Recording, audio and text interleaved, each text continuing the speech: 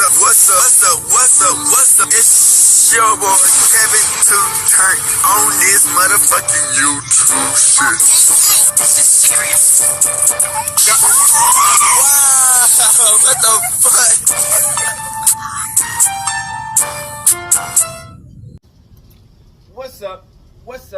What's up? It's your boy. Can't tell you do shit. Hey man, we are lit, eh? Lit the team, man. Turn. Today, motherfucker day. So here outside big crib in the game. That's our shit. Free Palestine, free Congo, Russia do your thing. Take a stand the fuck up. Each day is ready to be a better version of yourself. Never let somebody bring you down. Always fight back. Never let somebody tell you are, but also never put yourself in a position you don't belong. Let's stay humble. Let's get on the revolution. Keep Yahweh first. And let's continue this great fight, man. Come to you as a Hebrew Israelite, as a real Jew, as a real one. Let's get into this bitch. Alright. Boom. Today, motherfucker today, you're hearing us out big crib in the game. That's our shit. Alright, man. So we got Tay-K. You know what I'm saying? Tay-K, man, you know, he already had one murder trial. You know what I'm saying? They gave that boy 55 years, bitch. So now he got a second murder trial, which he got they trying to do it like next year of February. This is some tough ass shit, to be honest. You know what I'm saying? It's like he was a little kid. He let the internet play him out of life. You know what I'm saying? You know, he let these fucking big ass fucking YouTubers platforms throw his life away. You know, these big ass YouTubers, platforms who do interviews like Adam 22 or like, well, you know, like motherfuckers like that who would just boost your head up and just watch you to get killed or sent to prison for life. Then when you in prison, they make jokes or just do some goofy ass shit. Them motherfuckers. That's why I say never let the internet play you out of your position. Never let these fake, fugazi ass big YouTubers or just YouTubers in general play you, or people play you out your position. You know he's having a tough life, but still, man, you could change that in an instant. Now, like, there's no way you could probably change this shit. So we got the video. Let's get into it, man.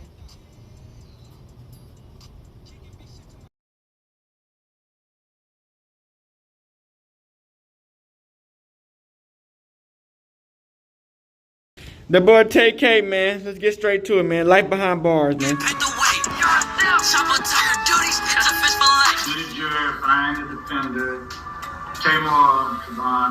Shout out to Hood War Chronicles. 3 hours today here before deciding on that 55-year sentence. That song that raised the profile of Tamor Tay-K McIntyre in the end also likely played a role in that prison sentence. It's crazy to think about that. You probably would have already seen the world right now if you weren't locked up. Like there's crazy amount of opportunities that be available to you right now. Yeah. I mean, next year I'm gonna be there. I'm gonna be out soon, hopefully. Tamor Trevon McIntyre, better known as Tay-K, has been locked up for the past 7 years, serving a 55-year sentence handed down by a jury. And his song about running from crime made him known. But teenage rapper Tay-K will not be able to run from a now 55-year prison sentence, delivered in fact by a jury earlier today. Before all that, though, he spent about 8 months on house arrest, but that didn't last long. One day, he tweeted out saying he'd had enough, and along with his best friend, cut off his ankle monitor. They decided to hit the road, telling the cops they'd have to catch them if they wanted them back. It sparked a nationwide manhunt that lasted 3 months, with U.S. Marshals eventually tracking him down on the other side of the country. The crazy part is Tay-K taunted the authorities the whole time, making it clear he wasn't going to go quietly. Papa nigga, did I go out my way? Do the dash, then I go out the way. On June 30th, 2017, they finally captured him, but Tay-K had one more wild move left. Just hours after his arrest, a music video for his song The Race dropped on YouTube. Crazy. I was trying to beat a case, but I ain't beat that case, I did the race. The timing was insane, and the internet went wild. Almost overnight, the song became a viral hit, and everyone was tuned into the story of this 17-year-old kid who had not only ran from the cops, but also made music about it. People couldn't help but watch, but at that time, most had no idea just how serious his crimes were. The blood of 2 innocent people had been spilled in the process. adults. Now, Tay-K is 24 years old and looks back on it all, claiming he never got the chance to really live as an adult. Man, He feels he was treated unfairly, especially compared to one of his co-defendants, a white girl who only got 10 years of probation, while Tay-K got slammed with 55 years behind bars for one of the murders. This led to him saying that if he was white, his punishment wouldn't have been so harsh. According to the rapper, one of my co-defendants was a white girl who was 16, just like me. They didn't certify her as an adult, but they certified me and Pimp as adults. Pimp got 30, I got 55. She ended up getting 10 years of probation without no deal. That's why we don't that roll with girl's white at girls. home right now. Apparently, all he wants now is a second chance at Some life. people think that white people do with white girls is 55 years for a crime I was alleged to play the most insignificant role in when I was 16. They would have rightfully argued that my mind wasn't fully developed and gave me rehabilitation and a second chance at adulthood. But with that heavy sentence, he might not see freedom until he's old and gray. However, even with that massive sentence looming over him, Tay-K hasn't stopped causing trouble behind bars. He's still stirring things up, still rapping the same lifestyle, and picking up new charges while doing his time. Attacking while he was on the run, and there was a stream of corrections officers, one after the next, who talked about the problems that they have had with him in jail since he was caught. People walking up and down that hallway, he would either yell at them or try to reach out and grab them, but threw what appeared to be wet paper at another inmate that was using the phone. But despite all of that, Tay-K holds on to the belief that one day he'll be able to come home. Whether that's possible or not is a big question mark, but let's dive in deeper. Tay-K's story starts long before the headlines. He was born on June 16th, 2000 in Long Beach, California, right in the middle of Crips territory. Both of his parents were gang members, his dad was in and out of prison, and his mom was active with the Baby Insane Crips while raising Tay-K and his sister Kayla. Things took a turn for the worse when Tay-K's dad went to prison for 7 years after a deal went bad in 2002. Without a father figure around, Tay-K struggled to find direction, and eventually his mom couldn't handle raising the kids on her own anymore. They ended up bouncing around the foster care system, getting shuffled between different families who never really wanted them. That was how Tay-K and his sister spent most of their childhood stuck in the system. We've been in foster care since we were like really young, like damn near all our life. We never stayed with our parents. We kind of stayed in different foster homes, bouncing around. They never even really got to experience Christmas like other kids. After a while, their mom managed to break free from the gang life and move the family to Las Vegas, trying to start fresh. But that didn't last long. About a year later, in 2009, Tay-K's dad got out of prison and they were forced to move to Texas. Tay-K hated it. He enrolled in elementary school and later went to middle school. But home life was rough. His dad had become a lashing out over the smallest things. Tay-K didn't want to be at home, so he started spending more and more time at friends' houses looking for an escape. And that's when the streets really pulled him in. He found the freedom he was searching for, and in return, he gave himself fully to that life. In 2014, Tay-K was just a freshman at Martin High School, but school wasn't really where his heart was. Most of his time was spent hanging out with his friends, freestyling and messing around. They called themselves the Daytona Boys, a loud, rowdy group that was more about rapping and smoking weed than sitting in a classroom. Whether they showed up to school or ditched didn't matter much. The crew consisted of 3 main guys: Eric Johnson, who went by Santana Sage, Jalen Bell, aka Pimps, and Tay-K, who at the time rapped under the name Tay-K 47. They even had a manager, Ezra, who played a crucial role behind the scenes, helping them with everything from booking shows to managing their music. To the Daytona Boys, this was more than just a rap group. It was a brother.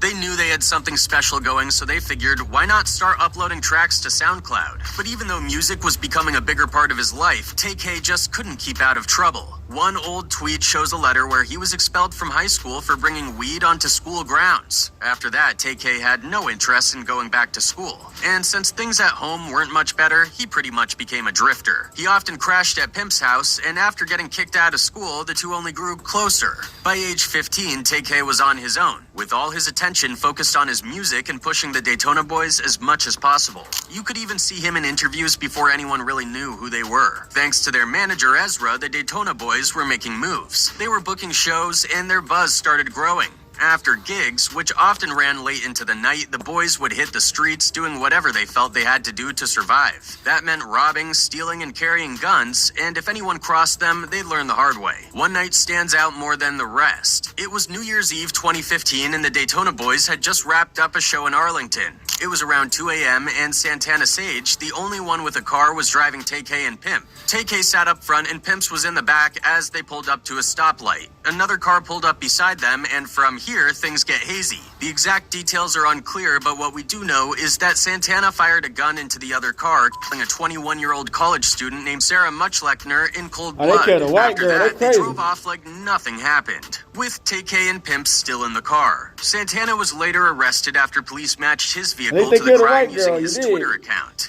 Eric Johnson is charged with murder for the death of 20-year-old Sarah Muchlechner. She was shot in the head during a drive-by shooting. In court, his defense was that the people in the other car had been calling them racial slurs, and that's what provoked him. He claimed he only meant to scare them with the gunshots, but his intentions didn't matter. An innocent girl was dead, and her parents were left to grieve and wonder why. Johnson testified that a question from his SUV, "Where's the next party?"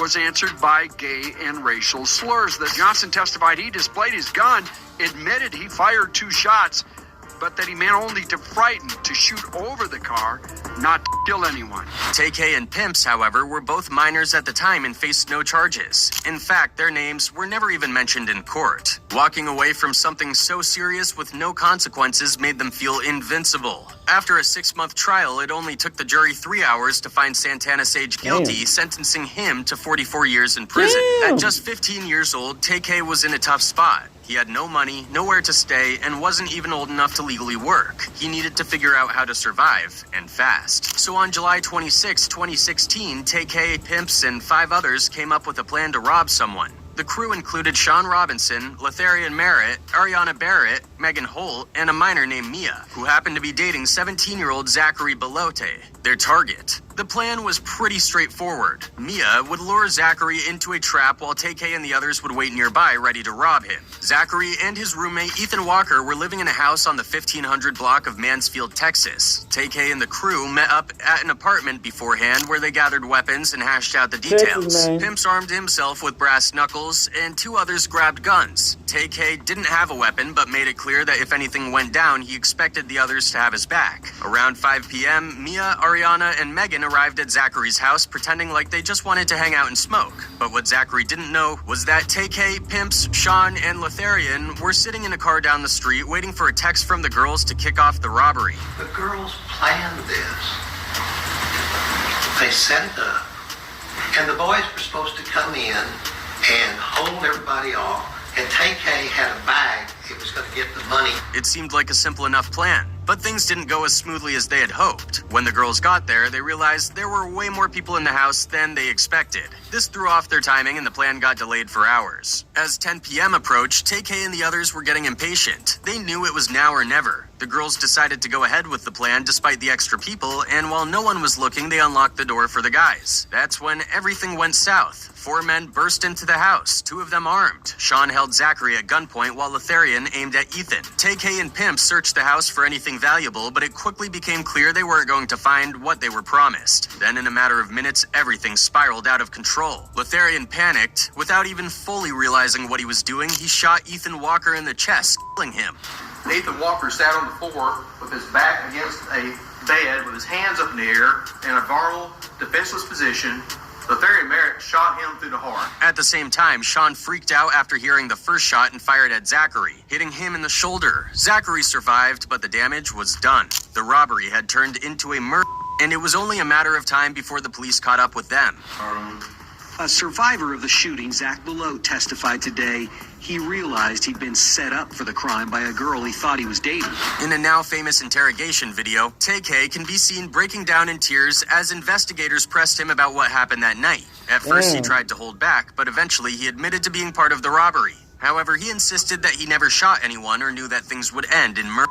This video from almost 3 years ago shows a 16-year-old Tamor McIntyre in a small room with police, uncomfortable, wiping his eyes at times, and finally admitting to investigators he played a role in a home invasion and murder. He had just turned 16 when he was arrested and was held in juvenile detention for 2 weeks. He couldn't be released until an adult came to pick him up, and his older sister Kayla had just turned 18. After saving up for 2 months to get her own place, she was finally able to become Tay-K's legal guardian. After being released from juvenile detention, Tay-K was only allowed to stay free under one condition. He had to wear an ankle monitor for constant surveillance. His friend Pimps was also released but placed on house arrest. The two stayed close, keeping in touch online every night, while Tay-K spent most of his time stuck at home. Police had Kayla's apartment under tight watch, pulling over anyone who left the building, making it clear that they were keeping an eye on everything. Trapped at home, Tay-K kept busy by tweeting, asking friends to come over and record music with him. At the time, he dropped a few songs on SoundCloud but held back most of his music for something bigger. From July 2016 to March 2017, Tay-K was stuck indoors, thinking about his next move. He was only 16, but the stress was piling up. Facing charges as an adult, he didn't have a lawyer or any money and had no idea what the future held for him. That's when he came up with a bold idea. On Sunday, March 26, 2017, late at night, Tay-K posted a now infamous tweet declaring that he was done with house arrest. The tweet went viral and it spread all over social media. He called Pimps, and together they hatched a plan. Both of them would cut off their ankle monitors and make it known to the world that they didn't care. To them, this was all a game, and if the police wanted to catch them, they'd have to come and find them. Their first stop after going on the run was San Antonio, a 3-hour drive away, where they laid low for a few weeks. Even though he was wanted by the police, Tay-K didn't seem too worried about being on the run. He was spotted by fans at malls, local restaurants, and even out in public like nothing had changed. Meanwhile, Pimps had been messaging a local photographer, Mark Salvador, setting up plans to meet up for a photo shoot. But Tay-K and Pimps weren't actually interested in taking pictures. They wanted to rob Mark for his camera gear. They arranged to meet Mark around 5 p.m. near an empty parking garage. The plan was for Mark to hop into their car to smoke, and once he was inside, Tay-K and Pimps would take all his stuff, take him out of the car, and drive off. But like many of their plans, things quickly went wrong. As they tried to rob him, Mark started yelling for help, running toward the street. Tay-K and Pimp sped after him, trying to run him over. Mark managed to jump onto the hood of the car and held on as they sped through the streets. They pulled into a nearby Chick-fil-A parking lot to try and shake him off. When the car stopped, Mark jumped off and stomped on the windshield, shattering it. This enraged Tay-K. Allegedly, he leaned out of the car window and shot Mark, flinging his body onto the ground and leaving him there to die. Unbeknownst to them, the entire thing was captured by a nearby surveillance camera. Now, Tay-K and Pimps knew they were in serious trouble. But instead of laying low, they had other plans. They still had Mark's camera equipment and a bit of cash. So they decided to make a quick stop in Arlington before planning their next big move. By this time, the San Antonio police had already tied them to Mark's murder at Chick-fil-A. Realizing they couldn't stick around, they decided to make a 23-hour road trip to New Jersey, where they knew a few people who could offer a place to stay. Every dollar they had was needed just to make the journey. And they even had a local videographer who was willing to shoot a music video for free once they got there. By early June, police were getting closer, receiving tips about Tay-K's whereabouts and posting wanted posters in the area they believed he might be hiding. But Tay-K didn't see this as a problem. Instead, he saw another marketing opportunity. He decided to drop a song about his escape from the police, turning his run from the law into the now famous track, The Race. Tay-K was determined to make his next big move, and the timing couldn't have been better. He had just cut off his ankle monitor and went on the run, and his birthday was right around the corner. He figured it was the perfect moment to drop his next track, The Race. His followers on SoundCloud and Twitter were the first to hear the song, but there was no video just yet. That would come soon. Tay-K, with the help of a cameraman who didn't charge him a dime, filmed the music video the very next day. It took only about a day to edit the footage, but everything was ready whenever Tay-K wanted to release it. While he was hiding out in New Jersey with Pimps, they spent their last days of freedom ducking the law and trying to keep a low profile. But U.S. Marshals were closing in, and it was only a matter of time before they were caught. Finally, after a total of 96 days on the run, both Tay-K and Pimps were arrested in a New Jersey home on June 30th, 2017, just 2 weeks after Tay-K's birthday. Breaking news to share with you. We just learned 17-year-old Tamar McIntyre has been arrested in New Jersey by the U.S. Marshal Service. The race had ended, but Tay-K still had one more play up his sleeve. He wanted the world to hear his story before he went down for good. Just 2 hours after his arrest, the music video for The Race was uploaded to YouTube, and it blew up instantly. Papa nigga, did I go out my way? Do the dash, and I go out the way. People were captivated by the story of this teenage rapper who had been on the run from U.S. Marshals and filmed a music video while doing it. Social media pushed the video everywhere, and it racked up hundreds of thousands of views every day. The track became a viral hit, and soon other rappers started remixing it. The hashtag #FreeTay-K was trending, but not many people seemed to pay attention to the serious crimes he was now facing. Law enforcement, however, was not going to let Tay-K off easy. They wanted to make an example out of him, and Texas has a reputation for being tough on crime, especially murder.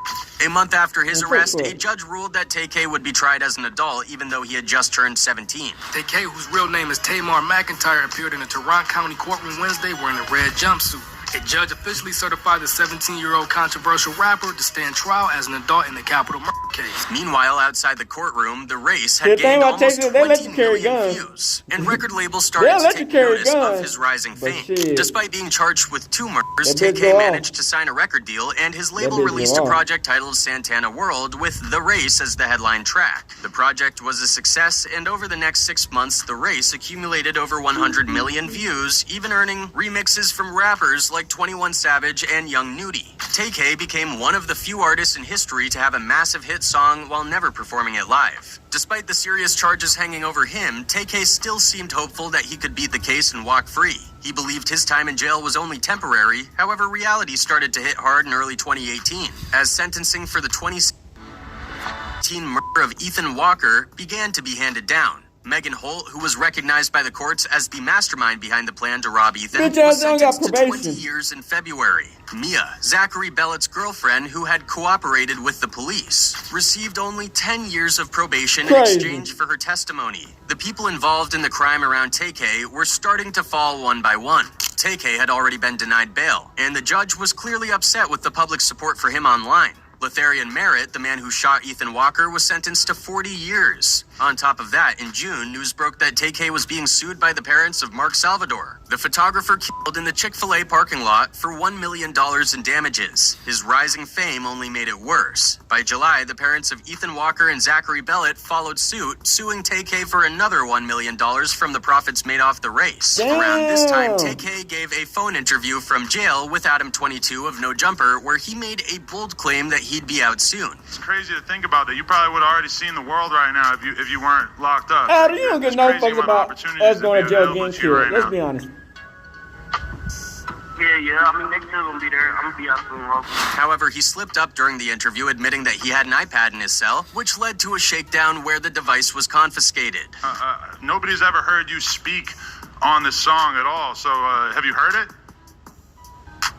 Yeah. I got a tablet. Like, I got an iPad. I'll be listening to music in it.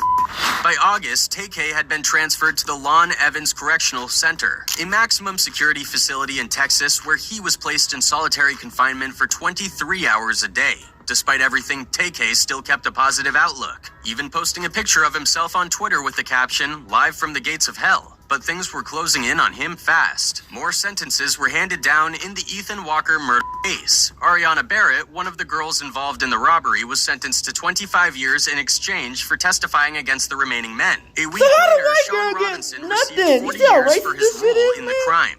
Pimps and Tay-K were still awaiting their fate, both now indicted for a second murder charge, the killing of Mark Salvador. Pimps was even offered a deal to testify against Tay-K, but he refused, staying loyal to the bond they had as friends. Still, in November 2018, Pimps pled guilty to 2 counts of aggravated robbery for his involvement in the murder of Ethan Walker and Mark Salvador. He was sentenced to 30 years in prison. There's been a plea bargain. You understand what a plea bargain is?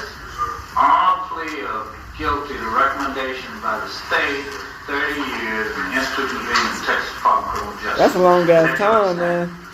Now, Tay-K was the last one left, and the world was eager to see what would happen. In July 2019, his trial finally began, with prosecutors having gathered 3 years' worth of evidence and testimonies. Tay-K pled guilty to aggravated robbery but denied the murder charges. His defense argued that he was just a minor playing a small role in the events. However, the jury wasn't swayed. They had already made up their minds. They even used the lyrics from The Race against him in court, pointing out how he glorified violence and showed no remorse. 3 hours today here before deciding on that 55-year sentence. That song that raised the profile of Tamar Tay-K McIntyre in the end also likely played a role in that prison sentence. The trial only lasted a week, and by the end, the jury unanimously found Tay-K guilty. He was sentenced to 55 years in prison. Tamor McIntyre ever so slightly rolled his head to the side as a judge announced his 55-year prison sentence for the murder of Ethan Walker. Tay-K has since reflected on his time behind bars, expressing that he was young, misguided, and never really had the chance to grow up before his life spiraled out of control. At 24 years old, he now spends his days locked up, maturing and reflecting on his actions. The question remains, though, does Tay-K deserve a second chance? Or are the lives he took too high a price for redemption? KBG goes live, man. Tamor McIntyre, known for his stage name Tay-K-47, sat quietly in the courtroom as his case was awaiting to be called up. McIntyre, already convicted of murder in Tarrant County and sentenced to 55 years in prison, has been awaiting trial in the April 2017 capital murder of Mark Anthony Saldivar. According to an arrest affidavit, Saldivar was robbed of his camera equipment and fatally shot in the Chick-fil-A parking lot across from North Star Mall. At the time, McIntyre was on the run. I was working at Chick-fil-A when this happened, bro. I was like, what the fuck? McIntyre was later caught in New Jersey. Y'all working at He Chick-fil-A, released a man. song called The Race. The music video on YouTube has more than 360 million views, and the song ended up on the Billboard Hot 100. In it, he posed in front of his wanted poster. Since being in the Bexar County Jail, McIntyre has picked up 3 new charges of prohibited substance in a correctional facility. McIntyre, if he's found guilty, would automatically be sentenced to life in prison without parole. Alright, so today we're going to be talking about a rapper who I haven't heard nobody talk about in quite a while. And that person is Tay-K. Now, I know some of y'all may not be y'all gonna talk about him soon. Tay-K because the whole Tay-K saga happened way back in 2016. In July of 2019, Tay-K was found guilty of murder and he was sentenced to 55 years in prison. Now, Tay-K was only 16 years old when his crimes took place, but again, he wasn't convicted until 2019. They tried him as an adult and pretty much decided that they were going to lock him If he was in LA, they would have gave him a free pass. Just had a crazy story from the jump, right? When Tay-K's story first broke, all we heard about was this kid who committed a murder and then went and recorded a song talking about the murder, posing beside his own wanted picture, right? And some of y'all may be familiar with that song. It's called The Race. It was a crazy case. Now, after Tay-K was sentenced, we heard him making statements like this one on Twitter where he said, I bet if I was a little white kid, they wouldn't have gave me no 55 years for a crime I was alleged to play the most insignificant role in when I was 16. They would have rightfully argued that my mind wasn't fully developed and gave me rehabilitation and a second first chance at adulthood. One of my co-defendants was a white girl who was 16 just like me. They didn't certify her as an adult, but they certified me and Pimp as adult. Pimp got 30, I got 55. She ended up getting 10 years of probation with no deal. That girl at home right now. I really just need one chance at adulthood. And look, I'm off. I think probably got mad because you was up in that other first murder shit, but they ain't getting nothing. Murder. I realize he feels like he may not have played as big of a role in the first case he was convicted of as they made it out to be, but in the end, he was convicted. He is guilty of that crime. Was he treated unfairly in his trial? Not really, man. The difference between Tay-K and the chick who only got 10 years of probation is that the chick who got 10 years of probation wasn't on Twitter talking about, this house arrest, 12, they gonna have to catch me on hood, and she wasn't shooting music videos, pretty much bragging about the crime that she committed, right? Despite that, his pleas for a black girl 25 years, though. The sentence stood, and for the last 5 years, that's pretty much where it has been at. Now, Tay-K has had cases pending since then, most significantly, another murder charge of a dude that they allegedly shot and killed in a Chick-fil-A parking lot while robbing him of his camera equipment. At the time of this second murder, Tay-K was on an ankle monitor. He cut that GPS monitor off and fled while he was out on bond. He's from Texas, but the authorities caught him in New Jersey trying to lay low. I guess bro was making music about his crimes, but it looks like we are coming into a new chapter of the Tay-K saga as he just went to court yesterday and had trials scheduled for this second murder charge. Now, y'all know I got the footage, the whole footage in its entirety, everything that the judge said and what all has been requested. So let's go ahead and take a look at some of that footage. Tamor McIntyre. He's the president, Your Honor. I would like to say she a black lady, she might give him a chance, but these days, Discovery has been they be taken care of, sellouts. Your Honor. The last time we talked, we had received a ballistics report that had been generated this fall. Our expert is still reviewing that and advises he needs probably about 60 more days to complete his answer. But that's the last thing that we have facing us. After that, we'll be ready. Yesterday. We spoke with him yesterday, Your Honor.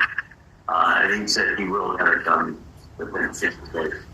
All right. I need an acknowledgement of discovery signed today. Hey, Judge. And then Norma, set this for jury trial in February. This is going to jury trial in February. Is it going to, if it is going to trial? Damn. All right. You're scheduled for jury trial on February 10th. That's a W. Thank you. All right. What will end up happening? How many how many jurors are you all expecting to need on this case? It's going to depend. At least you give him a chance. The nature of the case involves a music video, and that music video is very famous and well known.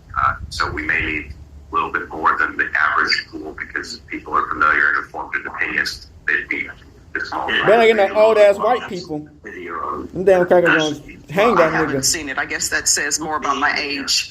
So I think that's correct. all right, Norma. I like that. Thank you. Norma, then put this for jury selection on February 7th and see if the central jury room is available for jury selection. So jury selection will take place on February 7th. And if you all have motions, those motions need to be heard the week of February 3rd. Okay. Your Honor, just as a clarifying point, we would like to use what they call audience participation software in the selection process, where we would give the individual environment a clicker with different buttons on it, so that when we ask them a scaled question, what their answers are submitted to the attorneys for both state and defense, but they're not shared among the pool. Our fear being that sometimes when you ask scaled questions after about the first 4 or 5, people just start parroting the answer of the person in front of them. But Well, here's the problem with that. How is the court reporter going to take those answers down? we would be asking that we give the raw data both to the court and to the state, and those answers could be simply received into the record as an exhibit, rather than as, the court reporter having to say juror number 1, answer 2, juror number 2. It should speed up the process. That's the theory. Oh, don't worry. You guys will have 20 minutes each side. Generous. Pretend like I'm a different judge, and people would say, okay, that's generous. One of your predecessors in this court in particular, I think, was fond of that. So as I give time for jury selection and people think it's not enough time, just view the wall. I would say 1, 2, 3, number 4, counting this way. I think reasonable. All right. Well, state, I allow people to do their jury selection however they want to do their jury selection. If there's any objections to that being the process, then let me know. But we will make sure that the process you want to proceed You with see all that? Nothing but is white people on around him. the record, so it won't fall upon the court Crazy reporter shit. if something is not present for the fourth court or whoever it might be to say they didn't take the record down appropriately. We definitely want to make sure it's documented, and I think that we have the capacity to do that really quickly, and it'll be smooth. But how many jurors would the court intend to call? We have 100 clickers right now. I can get more, but I just need to know how many of the court participants bringing. All right. Well, how many do y'all? The central jury room holds about 200. No, probably about 200. Yes. Okay. Now, here's the thing. That jury selection, and Norma, can you call down to the central jury room right now and see if February 7th is available? Here's the thing about calling up a jury on Friday. That means it goes on Friday, because if it doesn't go on Friday, that's $75 per juror. That they gotta pay them? And the county doesn't like it when jurors are called up and then it doesn't happen. Okay, so Ms. Ferguson is going to check very quickly about that. And then, do y'all have any motions that need to be heard before that date? We will have some motions in limine. I don't know how the court wants us to The motion in limines, I don't know anything about your case. So with the motion in limines, unless it's something that's black letter law, which usually it's not, I always tell both sides to approach before they're going to get into any things that are covered by the motion in limine. Okay, so let me interject right here for just a minute because I know some of y'all do not know what they were just talking about. So what he said was that he wanted to file a motion in limine, and a motion in limine, as described by the Legal Information Institute, is a motion whose main purpose is to address potentially prejudicial, irrelevant, or inadmissible information that could unduly influence a jury or hinder the fair administration of justice. In other words, the point of filing a motion in limine is for attorneys to prevent an opposing side from presenting evidence that could be highly emotional, legally problematic, and by excluding particular evidence, they can help avoid any potential prejudice that could arise within the jury. The reason why they probably want to file this in this particular case is because I'm sure the prosecution is looking to use the music videos, tweets, social media posts against Tay-K. I'm sure that his attorneys want to try to limit what the prosecution is allowed to show, and they're going to try to argue that some of that stuff will overly prejudice the jury. But the judge said, hey, I don't want to hear any of that right now. I don't know a single thing about this case, so I can't decide right now if any of this would prejudice the jury. What I need you to do is try to come to an agreement with the prosecution first. If y'all can, let me know what y'all agree on. If y'all can't, then we'll have to come back without the jury and people in the courtroom, and we can figure it out at that point. So that's what that whole part was about. That's reasonable. I think if we file them now, both sides at least an understanding of when that's going to happen, so we don't have. Sometimes I find that parties are able to agree. That's great. Your Honor. Yes. Two additional matters. Yes. One, hopefully we won't need the fourth court to look at it. Okay, the eye wink. Okay. That secondly, if you recall, we needed to make arrangements. We have it's cast here to measure, and he has no way. He's present today to measure. He's in the courtroom. The deputy will allow him. Deputies, will you allow him to go into the back with another party to be measured for clothing? I'm sure you. As I tell everybody, I'm not in charge of security. I let the deputies do that.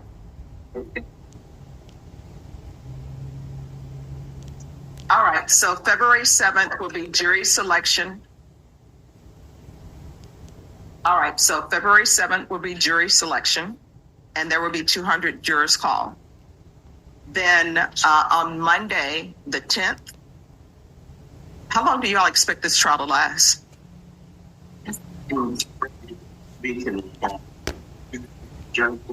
Okay. My imagination will probably last at least 2 weeks. All right, so then this is the schedule. I'll give you all the schedule per week, but I'm going to give you the first week's schedule now. So February 7th is jury selection. February 10th, you'll start testimony, opening statements and everything. So by next year, we'll start that at 1:30. He gets enough chance to get that fuck out that bitch. It'll be 1:30.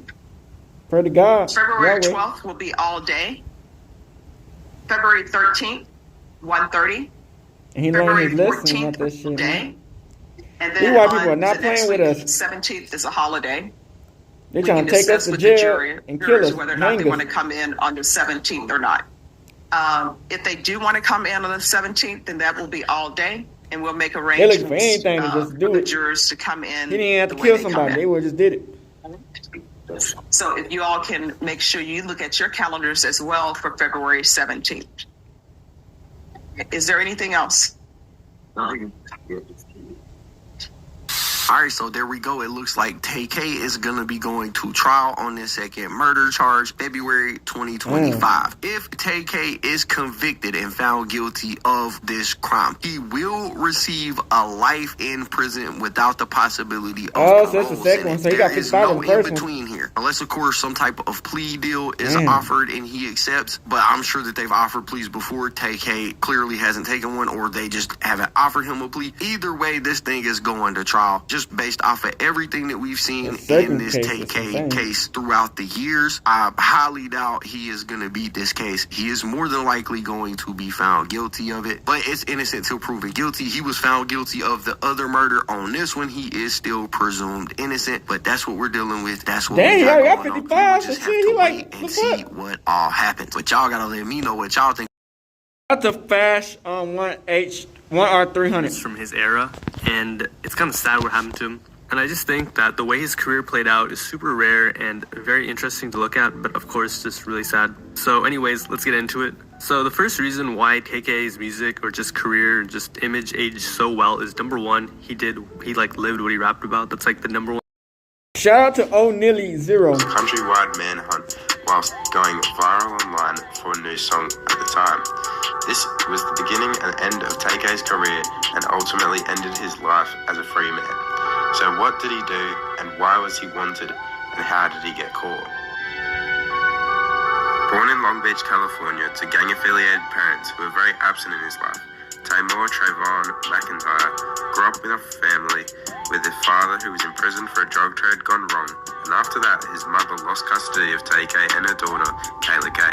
In their family life, Tay-K and Kayla were verbally and physically abused to the point which they had to run away. In this time, they experienced foster care, being homeless, and being exposed to this at such a young age had to take a toll on his mental health. Once they reached an age of 13 and 11, their father finally got released and they moved to Texas with their father. Just when they thought they could finally settle, they ended up being forced into leaving again, and at this point, Tay-K was 15 and unable to get a job, so he went into the streets. Tay-K was selling drugs from 16, and this was his source of income for a while. At the time of struggle, Tay-K had a talent. He got access to the internet and found SoundCloud. Tay-K went under the name of Tay-K, and he released his debut track, Biff X Anen, on SoundCloud. And he was 16. He continued to consistently drop a single once a month for the next year, until the age of 17. During this time, we would hear early versions of what would be released on the album #SantanaWorld, including the singles Lemonade, Murder She Wrote, Mega Man, Love My Chopper, That Way, Tara and Rock. These were released on his other albums that he released in 2017, being Capital Murder 101 and America's Most Wanted. However, the one song that wasn't previewed in the other albums was The Race, which would be his last song that he would release before his court case. On March 27th of 2012, Tay-K and his friend decided to cut off their ankle monitors and flee. Alright, back. See, man, that's why I don't let these motherfuckers play me. I don't need none of these motherfuckers tell me, oh, you this, that, you this and this. I don't listen to nobody but God, Yahweh. You know what I'm saying? If you can tell me I'm the greatest person, I don't give a fuck what people got to say. They can say I'm the trashiest. I don't give a fuck what people got to say. I don't care what God, Yahweh got to say. You know what I'm saying? Because if anything happens, they just going to laugh at you. They gonna fake cry for a little second and keep life moving. You know what I'm saying? That's why you can't let these motherfuckers try to just manipulate you. You know what I'm saying? Because that's what people do. They'll manipulate you for however long that they can benefit, or they may not even benefit, just for their own fun, just to see you. You know what I'm saying? A lot of times they might not gain nothing. You might not gain nothing. They just want to see you crash out. You know what I'm saying? So it's just like, you can't fall for these traps. You can't fall for people and what they got to say for you. You know what I'm saying? Because you be in this motherfucker 100 years, and niggas might, and these motherfuckers don't give no fucks about you. They own their life. They fucking your bitch probably. They making money off your back. You know what I'm saying? They fucking your bitch. They fucking your sister, your aunt, your mama. You know what I'm saying? Whatever they can, talk about shit about you while you dead. You know what I'm saying? These people not real. These are not real people. You can't let the internet play you out the spot. You know what I'm saying? I don't let nothing of these people on the internet say to me, get to me. I don't care if it's positivity. You know what I'm saying? Like, I just let my life go how it's supposed to go and keep Yahweh first, because you'll see your own people turn against you. You know what I'm saying? And hopefully he can get to this trial and he can beat it. You know what I'm saying? Because I guess he already lost the first one. That's 55 years. This one, shit, they give him up 55 years. That's life. Because he already 24. So by the time he got this 55 one, he'll be, shit, 74. Unless he do a big meet and get out early. But shit, hey. That's how I said, man. If you black and you take out a white person, they'll try to hang you. I'm happy that, you know what I'm saying, it went like that because they want us to kill each other so fucking bad, you know what I'm saying? But we ain't white. I ain't whitewashed. They want us to kill each other so bad, but you know, you gotta do what you gotta do sometimes, you know, in situations. But at the end of the day, man, you know, we live a life where, you know, odds are stacked against us already. You can be 13, they already consider you a grown ass man. You know what I'm saying? They don't care about your mental health. They don't care about what you go through. You know what I'm saying? But if you kill your own person, they probably give you an award. You get what I'm saying? So it's just like, we just gotta be smart these days, man. The police will kill you. The government will kill you. And they'll lock you, they'll lock you up forever. You know what I'm saying? We live in a lose-lose type of situation half the time, man. We just gotta be smart and outplay the system, man. And not let these motherfuckers who tap dance for the white man and kiss their asses and do whatever they take for money on distract us and don't make us throw our lives away. Because that's what they'll do. They'll distract us and make us throw our lives away. You know what I'm saying? And not lead us to right and make us go into, you know what I'm saying? So we just gotta be smart and keep on going, man. But I hope y'all enjoyed this video. Free Tay-K, man, and we out this bitch hood. You know what I'm saying? Big Crip in the gang. Hey, Dad, you know, dog, when we link up, dog, this shit be legendary. Even though this is instrumental, you the engineer on it, so Kodak everywhere.